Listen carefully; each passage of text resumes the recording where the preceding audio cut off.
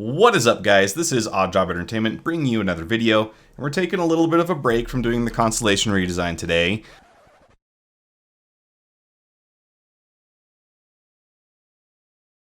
I want to bring some more variety into the channel to keep things fresh and interesting for you, and to be honest, my brain needs a little bit of a break. I've been grinding really hard at the Constellation redesign, but it is quite draining.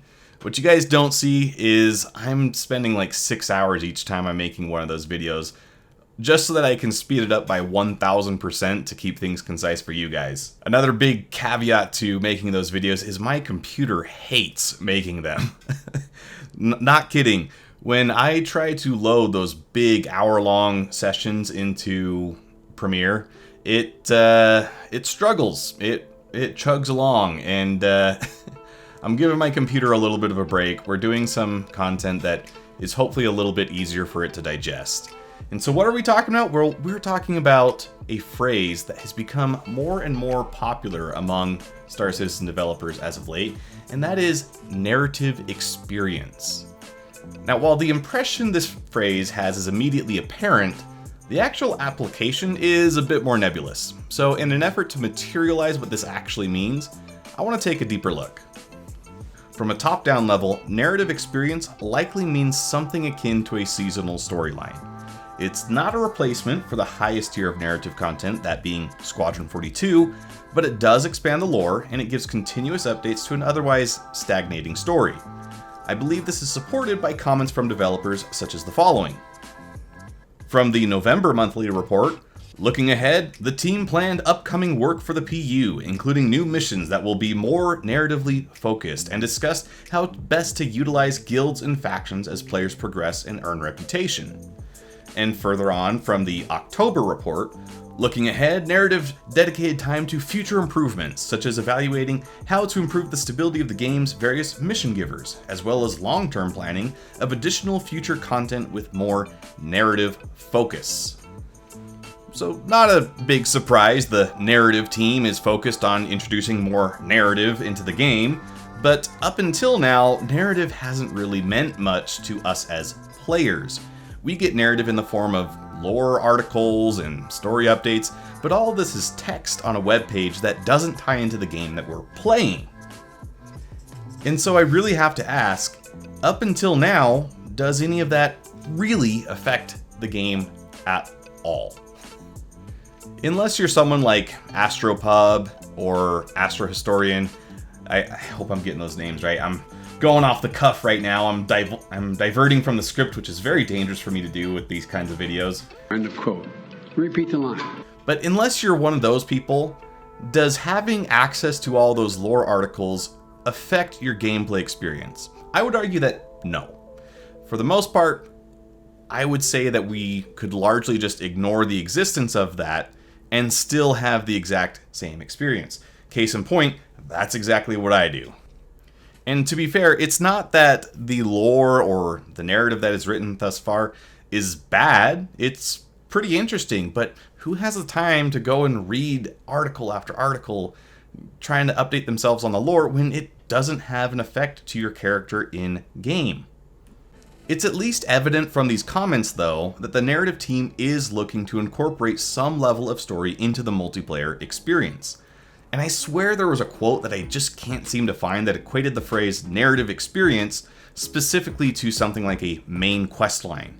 And if anyone in the comments knows what I'm talking about or where that quote comes from, please link it to me down below.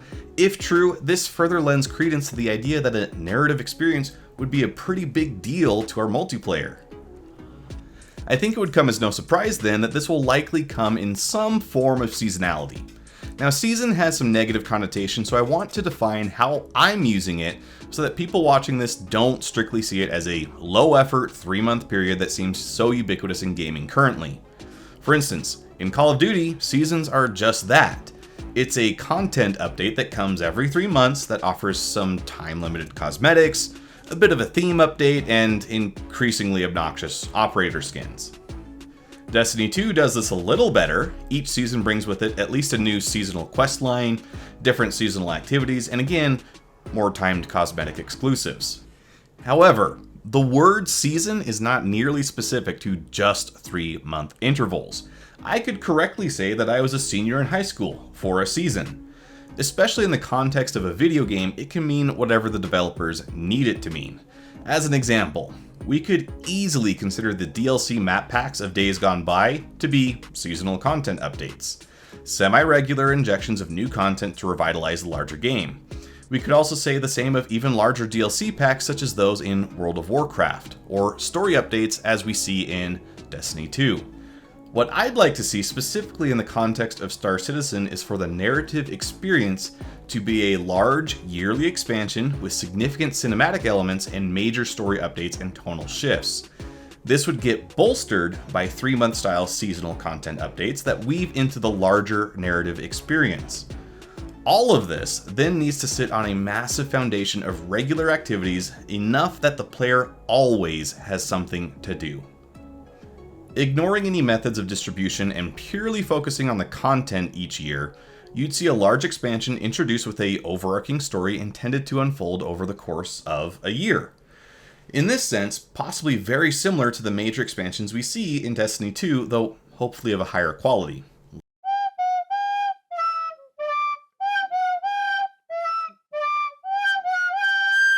Looking at you, Lightfall.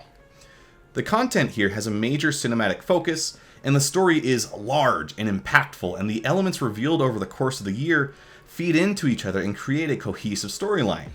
Everything the player does has some lore tie to the story therein. For instance, if you're doing a meager bounty mission, the factions being pursued that year may be updated to reflect the current major story opposition. Within this context, the 3-month seasonal content would also function similarly to how it does in Destiny 2. There would be some kind of seasonal activity focus. In Star Citizen, this may take the form of server-wide events being tied to a rotation within seasons. If there is a bounty hunting season, for instance, that's when we see things like Jump Town or Money from Nothing missions. And hopefully we'd see even larger server-level events such as 2 warring bounty factions that issue en masse bounties on the opposition. Those are just 2 examples. Another easy one being that in a Ninetales focused season, Siege of Orison comes into rotation and Orison platform missions happen with increased frequency. In completing these seasonal activities, the player should be earning progress towards a 3-month questline. Using the Siege of Orison example, over the course of 3 months, fighting off incessant Ninetales activities, the player earns reputation with the Civilian Defense Force, or CDF. As they do so, they gain access to exclusive rewards for their dedication, such as legendary gear, skins, access to time-limited locations, just to name a few. Then, when the next season rolls in, the focus moves on from this previous season and it gets harder, or possibly impossible, to progress the CDF reputation tree. On the next rung below these higher tier story-driven activities, we need to have a large foundation of mainstays for players. There needs to be enough missions within a subtype that a player can go multiple sessions without it feeling repetitive. There also needs to be new varieties constantly introduced to revitalize this area. There are always going to be players who can outstrip the dev's ability to create narrative content, and these players need something that will always be there to keep their interest, or they will leave. Since CitizenCon, we've got some hints to large expansions of the mainstay activities, namely base building. I'm very excited to see this come into the game. Base building presents a massive time sink for players in gathering resources, construction, etc. And having base building in-game will make massive strides to fleshing out the mainstay base of gameplay. But this is not enough, and we need more mission variety, quantity, and quality. To illustrate this point, let's look at the mainstay activities of Destiny 2. In Destiny, you have what's referred to as ritual activities. Why are they called this? Because you literally do them ritualistically to grind out your season pass. These include Crucible, which is just arena-style multiplayer and a very poor one at that, and we already have that in Star Citizen, though it is getting better. You also have Strikes, and these are replayable multiplayer levels that take about 15 minutes to complete. They include voice lines, scripted events, and different mechanics each time. And you also have Gambit, but nobody plays that, and it's not even really worth diving into. As for myself, I generally play strikes the most when I'm online. Even with the long list of missions, though, it starts to get a bit stale. However, missions come in and out of rotation and new missions are constantly introduced. And this does a lot to keep things fresh and prevents the player from seeing the same sights too much. And this is really important because these ritual activities form the bulk of what you'll find yourself doing in Destiny. So how do missions in Star Citizen stack up? Not well. Right now, if I were to compare missions in Star Citizen to anything in Destiny, it'd be closer to patrols. And nobody does patrols unless you are specifically made to. I'm of the opinion that if Star Citizen wants to put forward mission gameplay as a staple for players to continually do, we're going to need significant increases to the quality and quantity therein. I don't think this is a surprise to the devs either. The comments from before clearly hint to focusing on more story-driven elements. But for so long, Star Citizen has been relegated to essentially a tech demo. A really cool one, and one that I have enjoyed countless hours playing. However, the investment into the player's journey has been forced to take a back seat, and that prevents it from being a real game. If the tonal shift of CitizenCon is anything to go by, my hope is that we'll start to see changes here in a big way. During CitizenCon, we were shown raid mechanics, albeit in a very early state, new locations, new mission types, interactions, puzzles.